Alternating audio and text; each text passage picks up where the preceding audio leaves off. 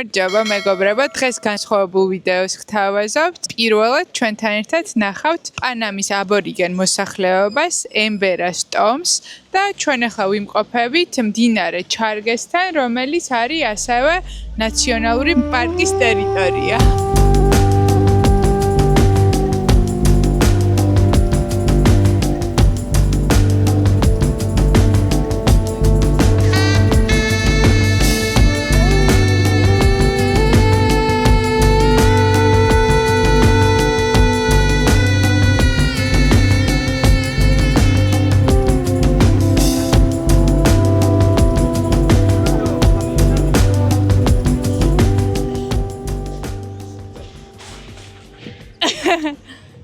კარგი ამინდი გვაქვს ძალიან და ბევრი ხალხია რა, ესეთი სანახაობისთვის. მაგრამ ეტყობა როგორც ჩანს ძალიან პოპულარული ადგილია. კარგია რომ ჩვენთან სტუმრები ჩამოვიდნენ, იმიტომ რომ მე და გუგა ჩვენით ალბათ არ მოხვდებოდით აქ.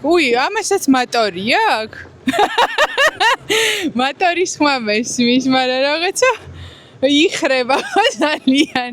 არა, იმედია გამოცდილინავე.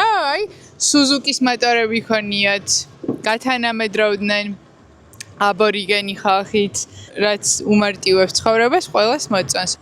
აქ ჩვენ ახლა ნიანგებთან ერთად ვიმოგზაურებ და ეს ნავი რამდენად უსაფრთხოა, არ ვიცი. მაგ თვალსაზრისით. მოკლედ ანკა დაგათვალიერებინებთ, ახლა გარშემო რა ხდება, რომ გავალთ. და მე მორჩები ლაპარაკს.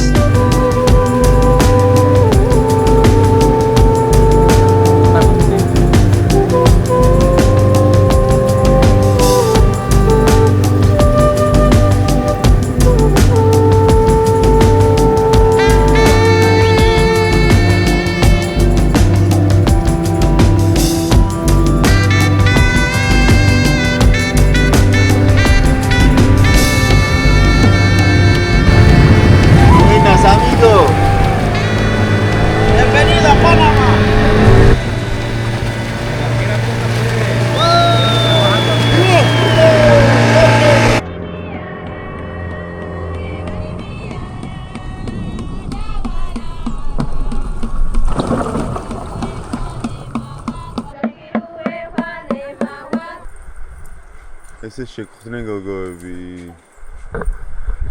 ჩამოვედით, დინარით მოვედით პურუ ბიაკირუს სოფელში, რომელიც ესპანურიდან ითარგმნება როგორც ლამაზი სოფელი. და ესეთი ლამაზი მოსახლეობა დაგვხვდა აქ და ძალიან შთამბეჭდავია და კარგი ენერგეტიკა არის. შვენიერი ადგილია და ესე იგი ჩვენ დღევანდელ ტურში თქვენ ნახავთ, როგორ ცხოვრობს ემბერას ხალხი, რომელიც აქ დაახლოებით, კონკრეტულად ესტომიკიარი და ზოგადად ინდიელი ხალხი შეიძლება უკვე 10,000 წლის წინ დასახლდა, კონკრეტულად ამ ადგილას არა, მაგრამ პანამის ტერიტორიაზე. ვნახავთ, როგორ აცვიათ, რა ტრადიციები აქვთ, რა სჭამენ, როგორი სისტემაა ცხოვრების და მოკლედ ძალიან უნიკალური და ესე ვთქვათ, განსხვავებული ტური გვექნება დღეს.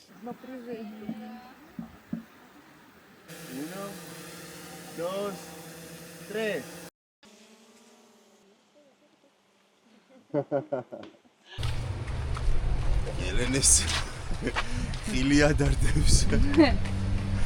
მოვედით ემბერებთან სოფელში.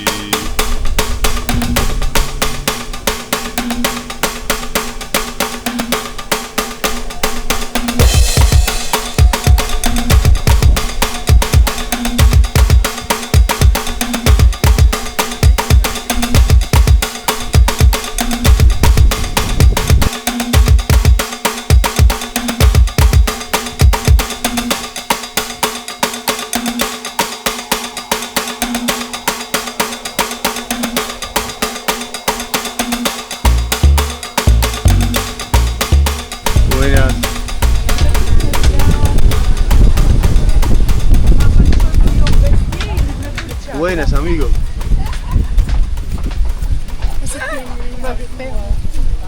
მოვედით სოფელში.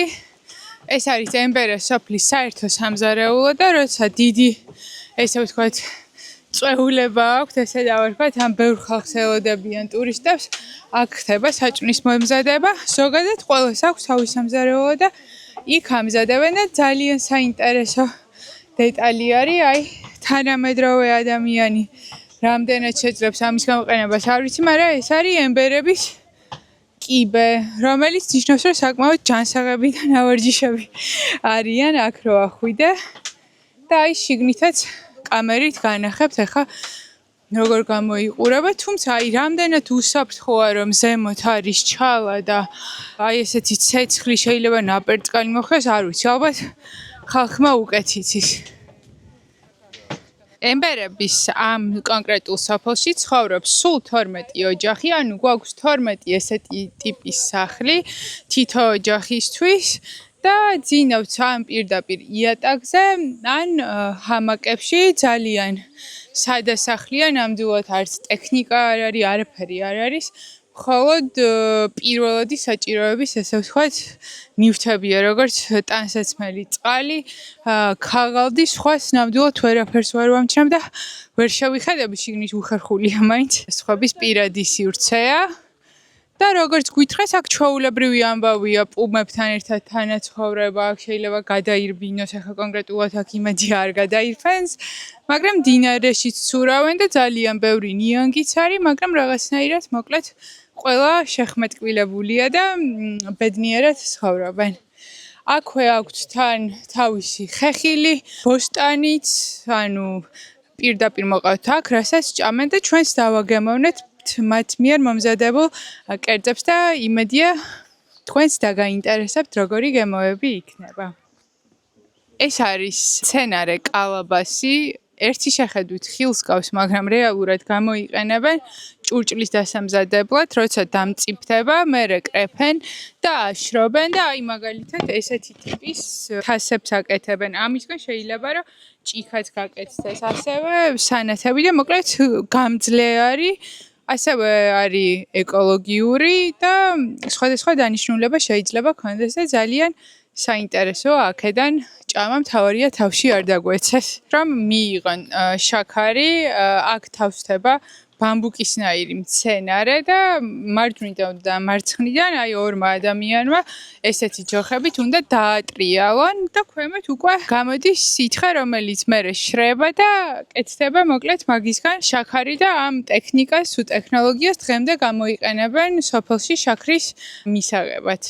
მოკლედ მართლა საინტერესოა, თან კაი სპორტული აქტივობაა განსაკუთრებით ესეთ სიცხეში. როგორც აღმოჩნდა, ემბერას ხალხს ძალიან საინტერესო მმართველობის წყობა აქვთ. სოფლის ლიდერი თავი შეიძლება აირჩეს 5 წლის ვადით და არა უმეტეს 2 ვადისა მთელი თავის სიცოცხლის მანძილზე და რაც მთავარია, ქალს და კაცს თანაბარი შანსი აქვს და დაახლოებით სტატისტიკურად, ესე ვთქვათ, ერთმანეთის შემდეგ ირჩევენ ხოლმე ან ქალმმართველს, ან კაცმმართველს, რაც მართლა გასაოცარია, რომ ესე ვთქვათ, ესეთი გენდერული თანასწორობა არსებობს და როგორც გითხრეს, თითოეულ ადამიანს იქიდან გამომდინარე, რომ სოფელი პატარაა და 12 ოჯახისგან შედგება, აბარია სხვადასხვა სფერო, როგორც არის მაგალითად მშენებლობა, ხილის მოყვანა, თევზჭერა და ასე შემდეგ გადანაწილებულია და ყველა მიმართულებას, რაც მათი ცხოვრებისთვის არის საჭირო, ყავს თავისი ექსპერტი, სოფლის ლიდერს ევალება, როგორც ესე ვთქვათ, თავის სოფლისთვის ზრუნვა, ასევე სხვა მიმდებარე სოფლებთან ურთიერთობა და პანამის მუნიციპალიტეტთან, ანუ ადმინისტრაციულ ორგანოსთანაც ურთიერთობა. აქედან გამომდინარე, ის უნდა იყოს, ესე ვთქვათ, გამორჩეული, ყველასთვის მოსაწონი და უნდა ქონდეს კარგი რეპუტაცია.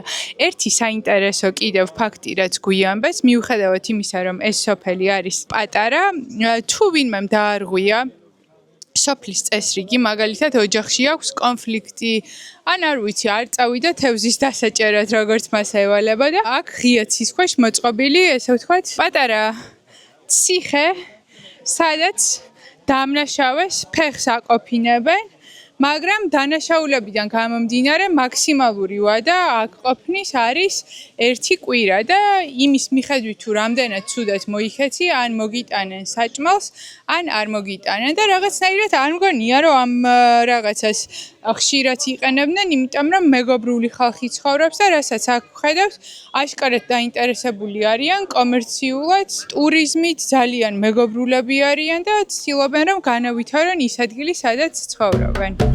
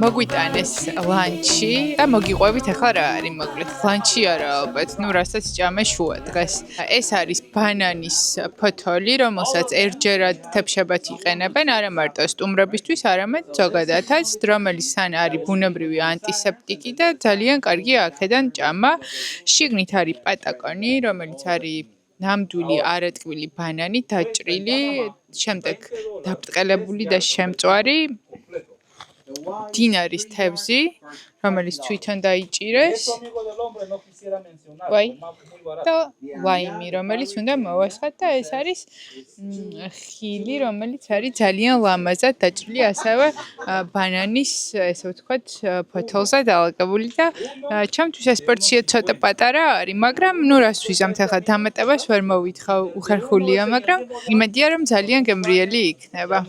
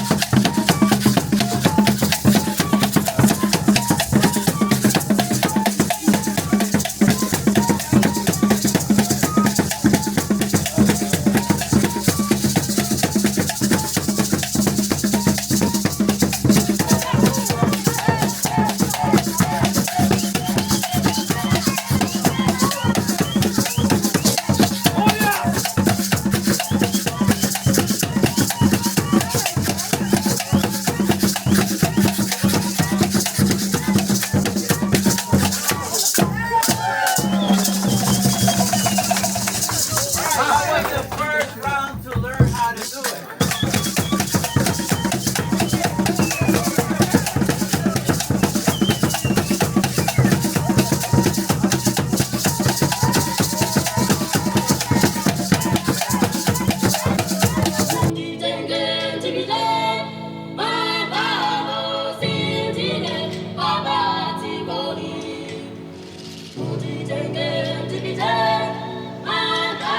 სასწაული ადგილია, ულამაზეს ადგილას მოვედით.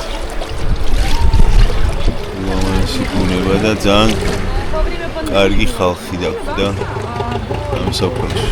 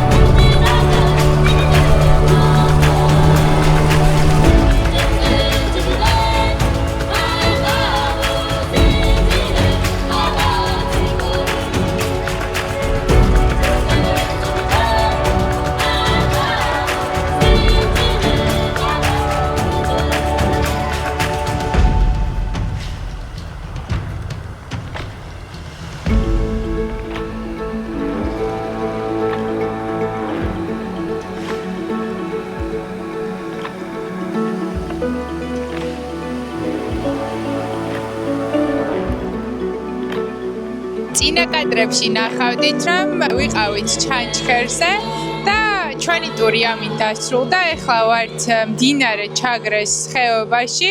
დაახლოებით 15 წუთი უნდა ვიაროთ, სანამ მივალთ ჩვენს მანქანამდე და წავალთ უკვე სახლში. ძალიან დიდი მადლობა, ვინც ჩვენი გამომწერები ხართ და ვინც არ ხართ, აუცილებლად გამოგვიწერეთ დროებით.